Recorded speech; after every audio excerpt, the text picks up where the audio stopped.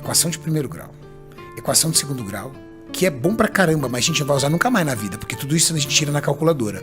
Só que o jovem não sabe como lidar com o dinheiro dele. Exato. A cultura dele é aquela cultura lá da década de 70, 80. Pô, tá na poupança. E a gente sabe que a poupança é medíocre.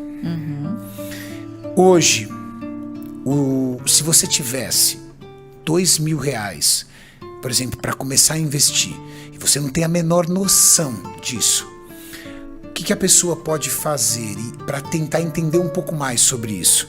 Uma pessoa que totalmente é offline dessa área. Não tem nada a ver com isso. Mas ele queria ver o dinheiro dele rendendo um pouco mais do que o que todo mundo sabe fazer, que é colocar o dinheiro na mão do gerente do banco.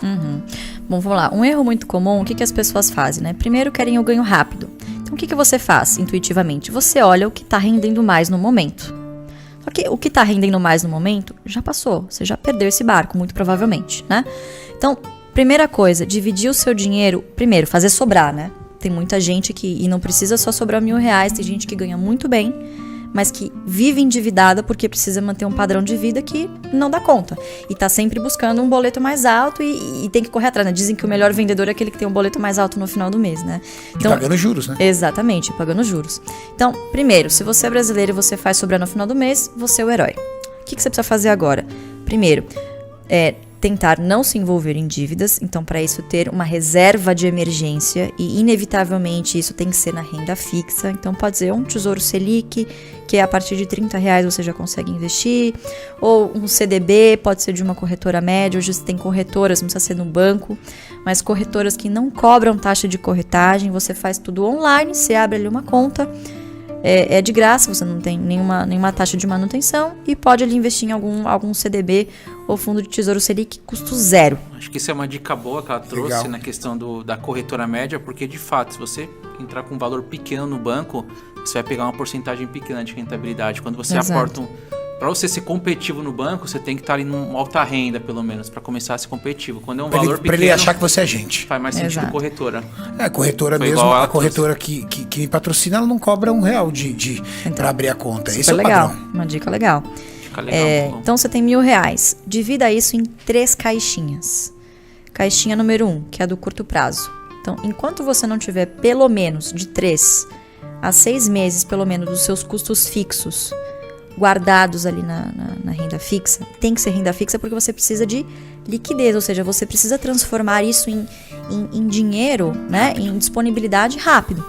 Então, precisa ser na renda fixa. Construa primeiro a caixinha do curto prazo, que é a caixinha dos seus boletos. E caso aconteça alguma emergência, e emergência acontece com todo mundo, por exemplo, médico, na pandemia, muitos médicos ganham bem e ficaram sem nenhuma receita. Imagina o dono de uma loja de shopping. Pois é. O shopping ficou fechado 3 meses, cara. 3 meses, então assim... Quantos caras não quebraram por quê? Porque trabalhava alavancado. Independentemente da sua renda, tem que ter uma reserva de emergência, porque emergência acontece com qualquer um.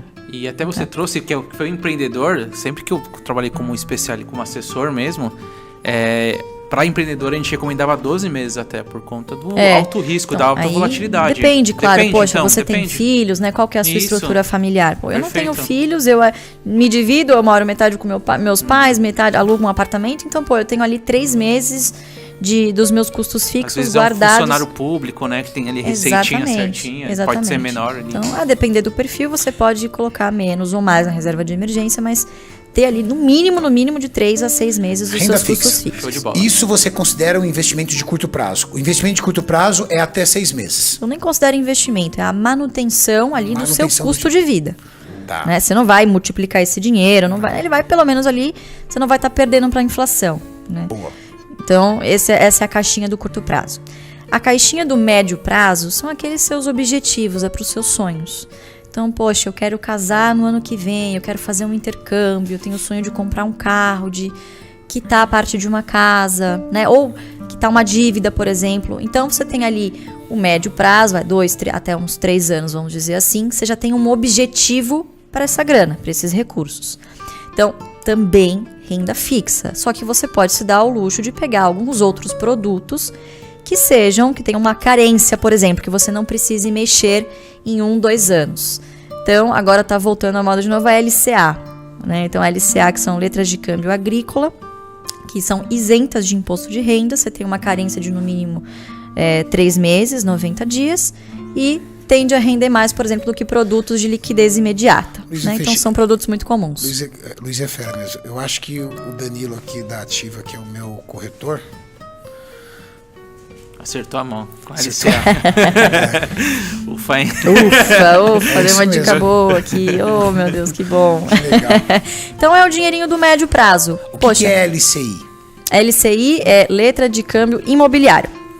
Legal. É mais ou menos o mesmo produto, só que para uma área diferente. Indicou LCI e CDB.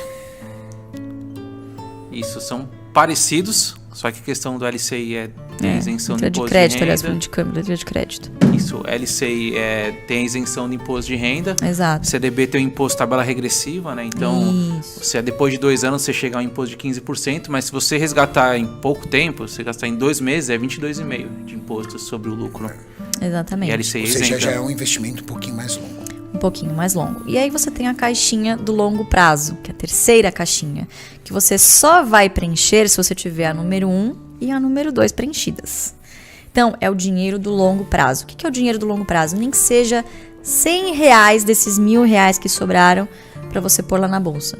Quantas pessoas vocês não conhecem que pagam lá o boleto no final do mês religiosamente de uma previdência privada, por exemplo? E confia, paga lá o boleto de R$100. Muito comum nos Estados Unidos. Muito comum, exatamente. Aqui no Brasil, até que nos últimos 10, 20 anos também, o pessoal mais antigo tinha previdência. Às vezes é como um povão, assim. Povão normal. O cara tem um emprego, ele paga a previdência dele. Exatamente. Então, o pessoal paga isso e não sabe quanto está rendendo. Confia. Paga lá a previdência privada. A nossa proposta é fazer a mesma coisa na bolsa. Os bancos incentivaram muito ali a previdência, os bancos, né? E aí não acompanha, né? Taxa de administração. Perfeito. Exatamente. Perfeito. E tem muitos fundos de previdência hoje que perdem para o CDI. Perfeito. Né? Perdem para a taxa básica de juros. Então, quer dizer, você confia a sua previdência ali para um gestor, terceiriza completamente, sendo que dá para você fazer a mesma coisa na bolsa. Só que as pessoas encaram a bolsa como um cassino. A maioria encara a bolsa como um cassino. A última porta da esperança. Né? Eu quero fazer day trade, eu quero ganhar muito dinheiro ali, porque pessoas enriqueceram ali. Mas o cemitério é um lugar muito silencioso. Muito provavelmente as pessoas que ganharam muito rápido, pode ser que tenham perdido muito rápido também, né? Então, a bolsa é um lugar para você ganhar dinheiro devagar.